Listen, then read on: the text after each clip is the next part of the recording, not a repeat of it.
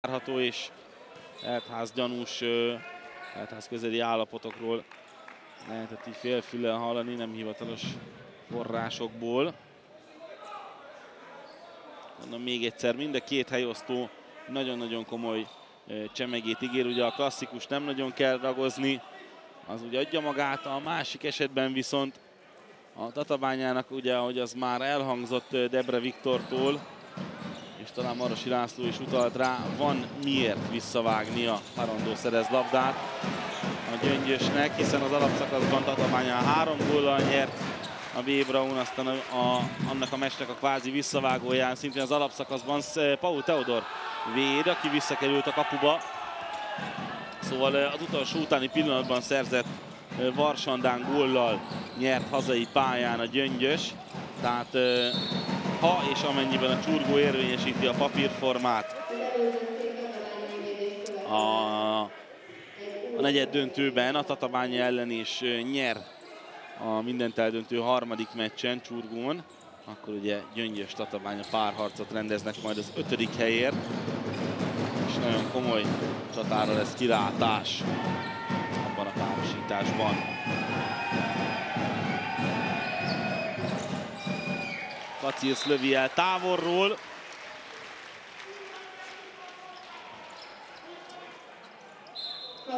Kacirsz Dávid harmadik találta.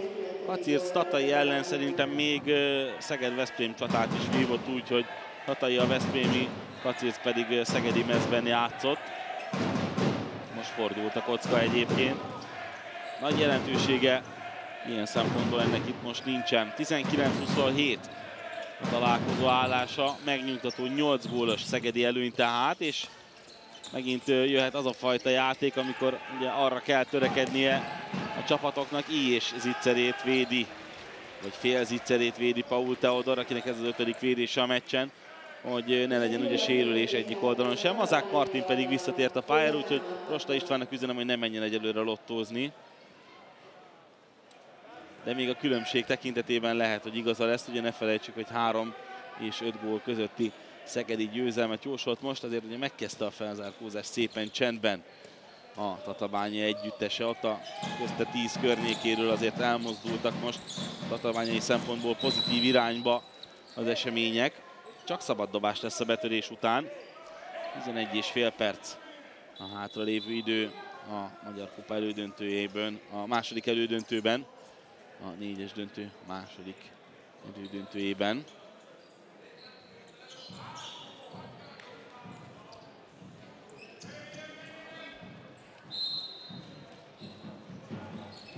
Hiába van ott az ütő a kezében az úriembernek, egyelőre csak most jön a dobszóló. Kacirsz Dávid! Tatai tárja szét a karját, hogy nem nagyon van előtte védekezés, Kacirsz pedig ezt köszöni szépen. 4. gólja Kacirsznak, 20-27. Zubai helyen jön Ijés. Nincs védekezés, ezt panaszolja Tatai mindennek, miközben kijön frissítőért az oldalvonal mellé. Mindégia, Ancsin. Ancsin nagyon bekezdett a második félidő elején. Volt 4 gólja, ami nagyon fontos volt abban a tekintetben, hogy el tudjon lépni a Szeged, de most lehet, hogy egyelőre ennyi volt számára az elődöntő. Vranyes, láttunk már tőle ilyen gólt, de nem adják meg a játékvezetők. Ugye ez egy visszatérő kérdés, ugye, hogy a szabályok értelmében nyilván nem adhatja meg, mert már lent volt. De hogy ekkora különbségnél, 7 gólos különbségnél lehet, hogy beleférne, pláne akkor, amikor mindenki azt kommunikálja, hogy a kézlabda népszerűsítése is nagyon fontos cél, és mindenképpen jó lenne, hogy az első meccsen, az első elődöntőben is láttunk olyan kínait, amit a játékvezetők talán egy picit szőrösszívűen nem adtak meg vonal miatt. Tatabányai időkérés, mert hogy Pécsi Márk szerkesztő kollégám úgy érzi, a Szeged kiengedett egy kicsit. És a támad védekezik. Nagy Szabi lesz a balátlövő, és védekezned kell Szabolcska. Hú, nagy a baj, védekezni kell, jó? Dami lesz az irányító, Krivor marad még egy darabig, jó? Bírod? A Pásztor Ákos jobb, és a Mazi lesz a beálló, jó? És a Damir cserél be a Krivor, és megy a 2 beállósuk, jó? A Jani meg a Jani Rossi, jó? Rendben van, bírod? Te is bírod? Mazi lesz a beállós támadásban, jó? Na gyerünk gyerekek, pörgessük meg! Szabolcska védekezzél! Gyerünk! 2-3, bányál! Na hát, hölgyek, urak, a világ szeme Nagy Szabolcson. aki ráadásul Mazák Martinnal egyszerre benne a pályán, úgyhogy nagy félreértés nincs a két játékos között. Szabika, akinek szólt az Interem, a 14-essel sétált ki, a háttérben lehetett látni, itt pedig 22-essel Mazák Martin, ugye a tavaly nyári U19-es világbajnokságon láthattuk őt a magyar válogatottban. 20-27 tehát íme Nagyszabolcs, és azért Debre Viktor időkérései élményszámba mennek minden esetben. Megfigyelték, Szabika, védekezni is kell. Uha, mi lesz most? Azt hiszem így hangzott ez szó szerint Debre Viktortól. Vagy nagyjából így hangzott el, még pontosabban kapom az információt. Nem is ez a lényeg, hanem az, hogy támadásban is és védekezésben is bizonyított a fiatal játékos. És egy másik fiatal játékosnak is bizonyítania kell. Juhász Ádám viszont a szélen most ezt a labdát nem tudja összeszedni. Amikor középről kellett kevergetnie, sokkal jobban megoldotta. Mazák viszi a földre Vranyest. Mazákot nagyon kemény fából faragták, ő belenézett ebbe a lövésbe, úgy elég tisztességesen belenézett a gömbbe, de hát most már talpon.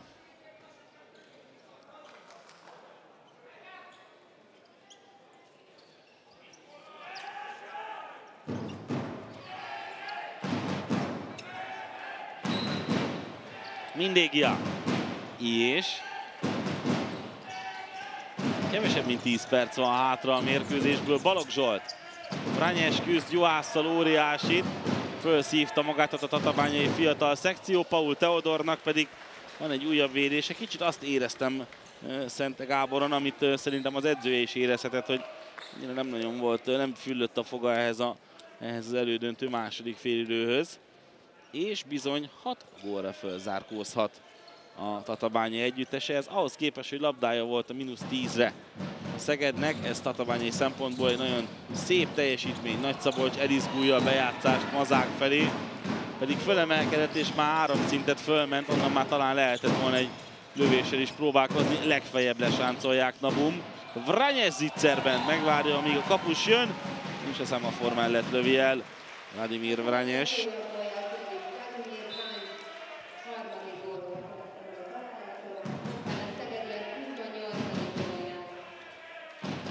20-28 a mérkőzés állása.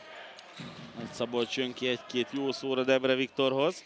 Ilyen meccseken tud megedződni, és léphet Bodó Richárd örökébe. Azért ez is mennyire, hogy is mondjam, egy faramuci helyzet. Ugye a fiatal Bodó is tényleg, miközben Krivokapics a gólszerző, annyira előttem van még, amikor az első meccseit játszott a Tatabányában, és Debre Viktor már akkor sem nagyon kímélte őt egy-két jó szóval, persze mind-mind nevelő célzattal, és most ugye Nagyszabolcs léphet Bodó örökébe, viszont ez mind-mind a magyar kézilabda előrelépését és remélhetőleg pozitív irányba történő fejlődését szolgálja, ha ilyen fiatal átlövők, ilyen téttel bíró és ilyen rangos ellenfél ellen tudnak minél többet játszani. Paul Teodor kapja le ezt a lövést is. Paul Teodornak Iváncsik Ádám jobbra, Koller Tamás balra a képen. Ez a negyedik védése csak a második félidőben, és 7 összesen a neve mellett. És hát lehet, hogy mégiscsak, nem tudom, meddig vannak ilyenkor szombaton nyitva a lottózók, de lehet, hogy mégiscsak mennünk kell egy szelvényt adni. Krivokapics. Nagy. Befutó szélső van, Balogh Zsolt viszont lekapcsolja a labdát. Parondó indul, Parondó zicserben. Gyorsan megnézem. Azt mondja, hogy Kekezovicsnak van gólja. Zubai Szabolcsnak a pályára lépő mezőnyjátékosok közül Alen Blazsevicsnek és Zubai Szabolcsnak nincs egyedül gólja. Hegedűs Márk pedig még nem lépett pályára, de ha ilyen különbség marad az utolsó 3-4 percben, akkor nem elképzelhetetlen. Ő is kicsit belekóstolhat ebbe az elődöntőbe. Nagyszabolcs nem volt szerencséje. Elnézést kérek a szegediektől, hogyha egy picit jobban szurkolnék azért, hogy mondjuk Nagyszabolcs gólt szerezzen. Nem a Tatabánya iránt érzett különösebb, vagy nem különösebb szeretet mondatja ezt, hanem egyszerűen csak a fiatal játékos fejlődését segítendő. Esküszöm, hogyha a Hegedűs Márk jön, már pedig jön, akkor hasonló módon szurkolok annak, hogy gólt szerezzen.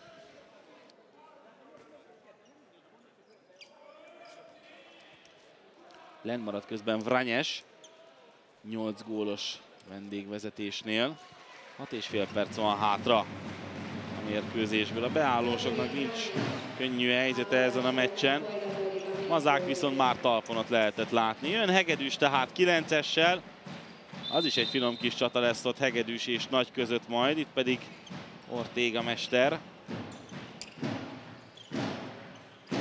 Már a döntőre hangolva, ellenfél nézőben is. Mindégia, Balogh Zsolt, nincs kilépő ember. Balogh Zsolt köszöni szépen a lehetőséget. A második találata. Kettőt cserélnek támadás védekezésben a szegediek. Blažević és Vranyes jön. Blažević, Vranyes, Ijés. Bent ott középen szegedi részről, nem egy könnyű feladat ez.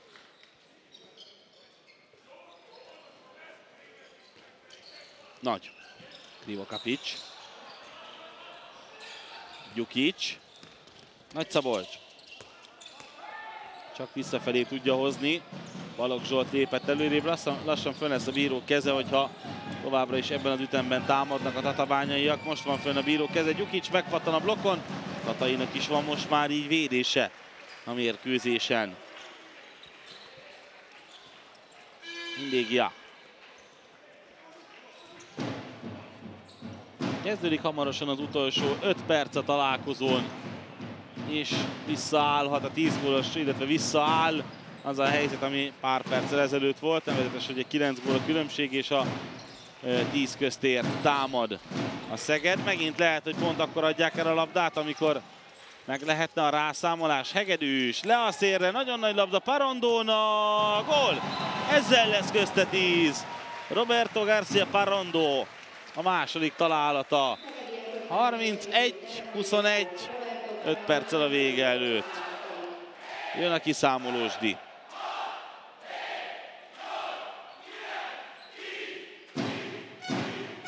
Ő egy gyöngyösi szurkoló egyébként, aki kiszámolta a tatabányaiakat. Mondom, a Gyöngyös és a Tatabánya között azért ebben a szezonban nagyon komoly csaták voltak. Nem csoda, hogy ez bekapcsolódott ebbe a kiszámolósdiba. A Gyöngyösi úriember is.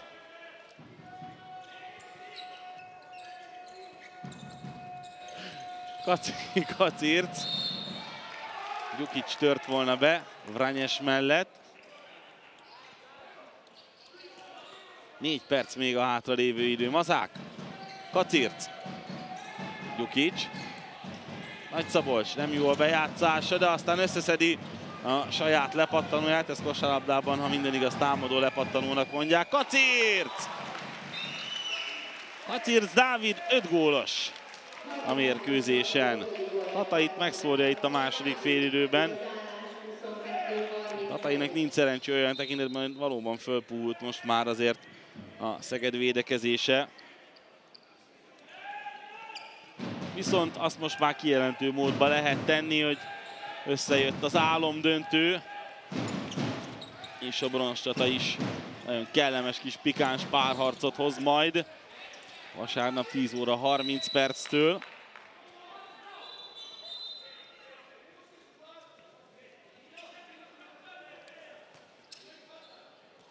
És hát most azért ugye, amikor láttuk is például nyilatkozni Mezei Rihárdot, azért sokkal nyugodtabban szemlélhette az eseményeket. Bár ugye akkor, amikor megszólalt, akkor még ugye akadozott azért a szegedi támadó gépezet. Holnap már a döntőben azért sokkal nyugtalanabb is lehet majd, és azt mondta, hogy nagyon nehéz, ez a legnagyobb problémája, nagyon nehéz végigélnie a lelátóról egy nagy csatát, és azt veszi csak észre, hogy sokszor lendül a keze, és mint hogyha játszana, olyan dolgokat csinál bizonyos szituációknál. Kacirc kihagyja az ittszert.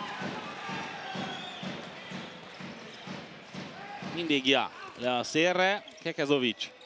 És hát az előzetes célkitűzést tehát teljesíti a PIK Szeged, hiszen ez volt, hogy döntőt kell játszani, és bármennyire is a Tatabánya ugye ráijesztett itt a szegediekre az első félidőben, azért a papírforma végül is érvényesült. Az más kérdés, hogy az első negyed órából, meg a Csurgó elleni győztes meccsből még mindig nagyon komolyan tud építkezni a Tatabánya együttese, és lehet, hogy ez lehet majd a döntő a Gyöngyös elleni csatában, hogy ők ugye jobban játékban vannak, de meg persze többen is vannak, hiszen ugye azért nagyon kevesen a gyöngyösiek, például a képáltató Atsushi Mekaru vakbél műtétje miatt is, aki egyelőre csak nézőként lehet itt ezen a tornán. Viszont ő is itt van, mert hogy ez a jelszó például Szegeden, hogy mindenki kékbe, mindenki Pécsre. Tehát ha nem is kékben, de azért a Lauber Dezső sportcsarnokban vasárnap biztos, hogy sokkal többen lesznek majd, az is biztos, hogy jobb hangulat lesz majd, mint ezeken az elődöntőkön volt, és az is biztos, hogy a papírformák érvényesültek mind a két elődöntőben. Úgyhogy a tét a Veszprém számára 23., a Szeged számára pedig az 5. kupagyőzelem majd a vasárnapi helyosztókon. A Gyöngyös pedig hosszú idő után szeretne újra érmet szerezni egy bronzérem formájában a Magyar Kupában, azzal ugye, hogy kisdöntőt, bronzdöntőt játszhat majd a Grundfos Tatabánya ellen. Mindkét mérkőzést láthatják a Sportklubon, a bronzcsatát élőben, a döntőt felvételről, de a döntőt is ugye élőben nyomon követhetik majd az RTL Klubon. Damir Gyukic lövi el a világ végéről, és hát könnyen lehet, hogy 10 gólos különbséggel zár majd ez a mérkőzés a két csapat között, és nagyon úgy fest, hogy a két fiatal közül Nagyszabolcsnak nem lesz gólja ezen a mérkőzésen, bármennyire is szerettem volna kiimádkozni, úgyhogy már csak ilyen részfeladatként, vagy ilyen féligasságként Hegedűs Márk találata az, ami miatt még lehet külön szurkolni, vagy ami plusz motivációt jelenthet, hiszen akkor mindenki, aki támadásban fönn volt, gólt szerez, ez ugye Blažević nem támadott, csak védekezett szegedi részről. Még fél perc a mérkőzésből, és ez is kapufa, Kekezovics, ez viszont már bent van. És megvan a közte 10, úgyhogy egyetlen nyitott kérdés maradt, hölgyeim és uraim, a mérkőzésen, hogy pont 10 gólon, vagy 10 gólon belül fejezi be a Grundfos Tatabánya a PIK Szeged elleni elődöntőjét.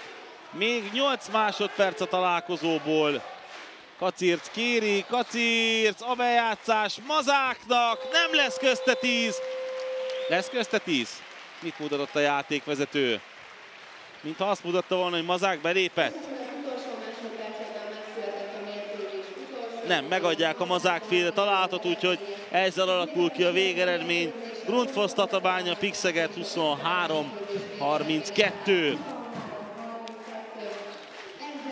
Az első félidőben, főleg a meccs elején érződött azt, hogy a Tatabánya tényleg komolyan gondolta azt, hogy neki megy a Szeged együttesének. Ugye ott volt, amikor 2 góllal is vezetett egyébként a Grundfos Tatabánya együttese, utána viszont szépen lassan ugye fölzárkózott a Szeged, és az első félidő végén már 4 góllal vezetett egyébként a Tiszaparti együttes. A második játékrészben pedig ez a 4 gólos különbség tovább nőtt, és ugye a második játékrészt 5 találattal nyeri a Szeged, szám szerint ugye így 9 gól a különbség. A Tatabánya együttesében Krivokapicsot mindenképpen dicsérik, aki 5 gólt szerzett a találkozón. Kacirc Dávidhoz hasonlóan gyorsan teszem hozzá, és Paul Teodornak volt 7 védése. Szegedi részről Mikler